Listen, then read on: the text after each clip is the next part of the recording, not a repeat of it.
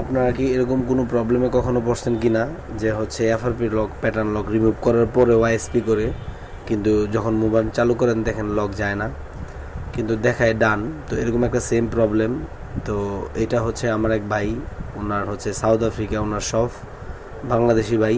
তো ওনার এই প্রবলেমটা আজকে আমরা সলভ করব।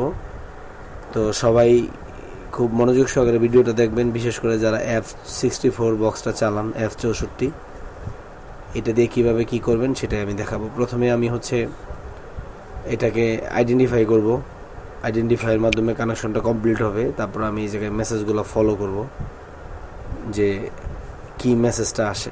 একদম লাস্টে দেখেন একটা মেসেজ আসছে এখানে, এফআরপি লক নট অ্যাক্টিভ।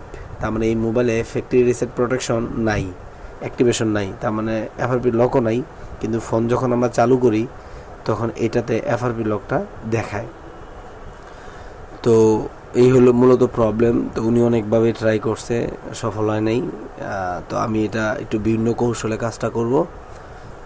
যারা হচ্ছে F64 এই বক্সটা নতুন নিছেন তাদের জন্য অনেক সহায়ক হবে ভিডিওটা। একদম ভিডিওটা শেষ পর্যন্ত দেখবেন, আশা করি কাজে আসবে।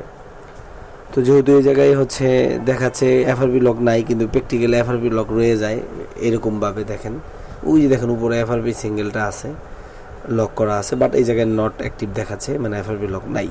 তো আপনার বক্সে যদি এফআরপি পার্টিশনই খুঁজে না পায়, লকই না পায় তাহলে ভাঙবে কিভাবে? তো এই জন্য আমাদেরকে একটু ভিন্ন কৌশলে কাজটা করা লাগবে। এটা মিডিয়াটেক চিপস একটা সেট, এটার মডেল নাম্বার হচ্ছে স্যামসাং A05 গ্যালাক্সি। তো এটা হচ্ছে আমরা যেটা করব, আমরা হচ্ছে পার্টিশনে চলে যাব। তো একদম নিচে বাম পাশে দেখবেন পার্টিশনের চিহ্ন আছে। তো এখানে ইএমসিতে আমরা থাকবো। তো নিচে যে পার্টিশনের অপশনটা আছে এখানে আমরা যাব। এইখানে যাওয়ার পর আমরা হচ্ছে এখান থেকে এফআরপি পার্টিশনটা খুঁজে বের করব। দেখেন আমি টিক দিয়ে রাখছি এখানে, তো এটা আপনারা টিক দিবেন। তো টিক দেওয়ার পরে আমি এখান থেকে এফআরপি পার্টিশনটাকে ইরেজ করে দেব। এটাকে শিওর আর ইউ কন্টিনিউ, তো 100% শিওর আমি এটাকে ইরেজ করে দিলাম। তো ইরেজ করে দেওয়ার পর আমার এখান থেকে পুরো পার্টিশনটা ইরেজ হয়ে গেল। এবার আমি হচ্ছে ওয়েব ডাটা করব।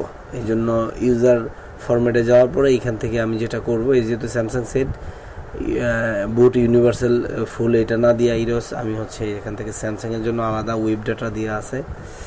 তো এখানে ভিভো ওয়েব ডাটা আছে, রিয়েলমি ওয়েব ডাটা আছে, Vivo Redmi Oppo web data আছে। তো আমি এখান থেকে স্যামসাং ওয়েব ডাটাটা দিব। তো দেওয়ার পরে আমার কাজটা কমপ্লিট। এখানে ডান আসলে আর কিছু করা লাগবে না, আপনাদের লক চলে যাবে। তার মানে ফুল পার্টিশনটা আমাদের এখান থেকে ইরেজ করতে হবে।